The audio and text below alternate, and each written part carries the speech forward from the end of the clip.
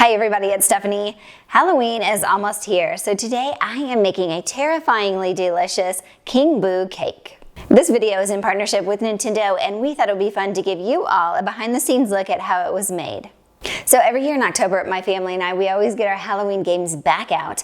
And this year, I've been playing a lot of Luigi's Mansion 3, and it has really put me into the Halloween spirit with its spooky and charming graphics. And that King Boo, he is downright evil and scary. And I am taking matters into my own hands, and I am turning him into a cake. All right, here we go.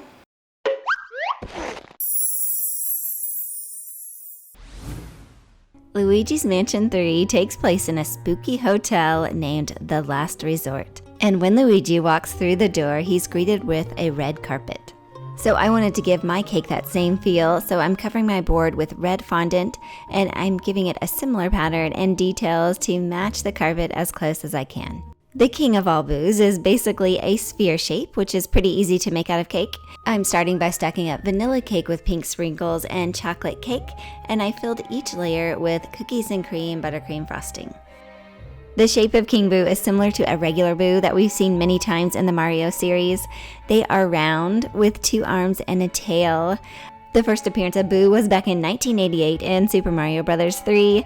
They are usually shy and will sneak up behind you. They also make appearances in mini games and even Mario Kart and the Yoshi series. They even play tennis and golf. Boos are ghostly enemies, but I actually think they're pretty cute. Alright, I'm carving the cake to make it more rounded, and I wasn't really happy with the shape of it, so I filled it out just a bit more with cake pop filling, and I am also creating his tail out of cake pop filling too. Once I have his basic shape, I'm covering him in chocolate ganache, and to finish off his round shape, I'm attaching rice cereal treats under the board. A characteristic that all Boos have are their large mouths. King Boo is no exception to that, so I am cutting out the mouth shape. I traced it on the cake with my knife, and then I scooped out the chocolate in that area. A menacing characteristic of King Boo is his furrowed brow. And I am creating this out of more cake pop filling, and I am covering that in more chocolate ganache. I want to take just a moment to show you all how delightful Luigi's Mansion 3 is. The storyline of this game just grabs you right away and takes you through an adventure through a spooky and haunted hotel. I just love all the details throughout the game, like how Luigi is so scared and he's shaking, but he is determined to save his friends. Throughout the game, you are fighting ghosts like King Boo, collecting gems and elevator buttons. You can also interact with most of the objects in the game, which I thought was pretty cool. My son and I have had so much fun playing this game, and it is what has inspired this cake that I'm making today. Luigi's Mansion 3 is absolutely charming, and I hope that all of you get to experience it too. Alright, I have a basic shape of King Boo, and next I'm completely covering him in white modeling chocolate. Okay, let's work on more details of my cake. This version of King Boo has a dark shadow behind his eyes, and I think that makes him even more evil looking. So I am filling in the space under his brows with black modeling chocolate. And I am also dusting food color powder around the eye area to create a more shadowed look. Next up is the tongue, which I have also made out of modeling chocolate. The final boss at the end of Luigi's Mansion 3 is King Boo, and he uses his tongue in a couple different ways. He slaps his long tongue on the rooftop of the hotel, and he also rolls his tongue, and Luigi has to run under it to escape.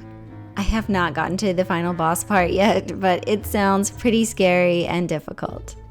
The teeth are up next, and these are similar to vampire teeth, with 2 larger teeth on the outside and 2 smaller ones on the inside, which is different from the first Luigi's Mansion where he only had 2 teeth on the outside. And I am also giving him 2 arms on each side of his body. Alright, the biggest difference in King Boo and a regular Boo is the beautiful crown on top of his head, which I am making out of modeling chocolate, and then I am painting it with edible gold paint. He also has a beautiful jewel right on top of the crown, and I made this jewel out of isomalt sugar, which is similar to hard candy. This crown would not be complete without lights because King Boo, as you know, shoots fireballs and zaps lightning out of it. So I am pushing small LED lights into a piece of modeling chocolate, and this will sit right underneath the isomalt jewel.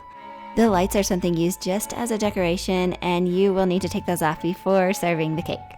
And here it is, all put together. It looks so beautiful, and you can see those bright lights shining through the isomalt. I am almost finished with the cake, but I wanted to brighten him up with a coat of white paint. King Boo also has glowing eyes, so I'm popping in a couple more lights, and I attached hot pink isomalt eyes right on top of the lights. It made for a really cool effect, especially when I turned the lights off. Let's finish off the arch-nemesis of Luigi with his crown and jewel. My King Boo cake is complete, and there is no need to worry about King Boo trapping any more characters in paintings because we are about to eat him. Thank you all for watching, and happy Halloween to everyone. And if you cannot get out for trick-or-treating this year, I suggest staying in with your Nintendo Switch and Luigi's Mansion 3. Have a great day, everyone, and I will see you all again very soon with another baking video.